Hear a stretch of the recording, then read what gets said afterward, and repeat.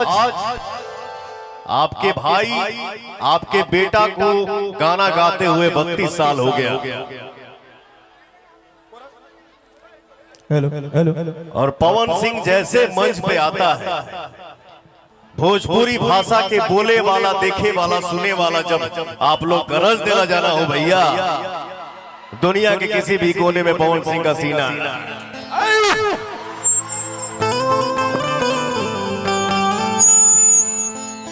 अरे हरन मत मार, हरन लिखे मारे को, हरन लिखे मारे को। आज YouTube के दुनिया, म्यूजिक वीडियो की दुनिया, भोजपुरी फिल्म के दुनिया इतना बिजी शेड्यूल हो गई बा कि भैया हो न खाने का टाइम है, न सोने का टाइम है, न कहीं अपने मन से जाने का टाइम है। ये सब आप लोगों का आशीर्वाद है, इसलिए मैं बोलता हूं कि आप लोग मेरे लिए भगवान है। पवन सिंह कोई सुपरस्टार नहीं है, कोई पावर स्टार नहीं है। मैं जो कुछ भी हूं आप सबका आशीर्वाद, आगे कुछ मुझे आता ही नहीं। बट हमारे परम मित्र मणिशंकर मिश्रा जी से बात हुई, हालांकि हमारा से उम्र में 10-15 साल बड़े, पैसे के 20-25 साल बढ़, लेकिन हमारे दोस्त ही हैं, बहुत अच्छे।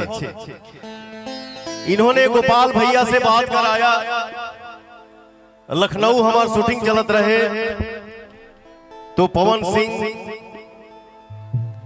नहीं, पहले गोपाल राय जी, हमार बड़ भैया मणिशंकर मिश्रा जी और पवन सिंह, तीनों भाइयों की जब मुलाकात हुई तो भैया ने एक ही बात हमसे बोला कि भाई रे तोरा आवे के बाद हम कहने भैया रुका, कोशिश करब, टाइम नहीं के हो। इसके बाद जब बड़े भाई ने ये बोला कि भाई तोरा वही के परी कहे कि एह महोत्सव में हमार जवन गरीब घर के माई बहन बाड़ी से ओकनी खातिर कुछ शुभ कार्य सोचल गइल बा कि हमरे बेटिन के, हमरे बहनन के शादी करवाओल गइल है आज। मैंने बोला भैया जो आपने वर्ड आज बोल दिया कि हमरे बहनन के शादी करवावता, तो पवन सिंह आज कहां किस तरीके से कैसे जाता है वो आप सबको भी पता है।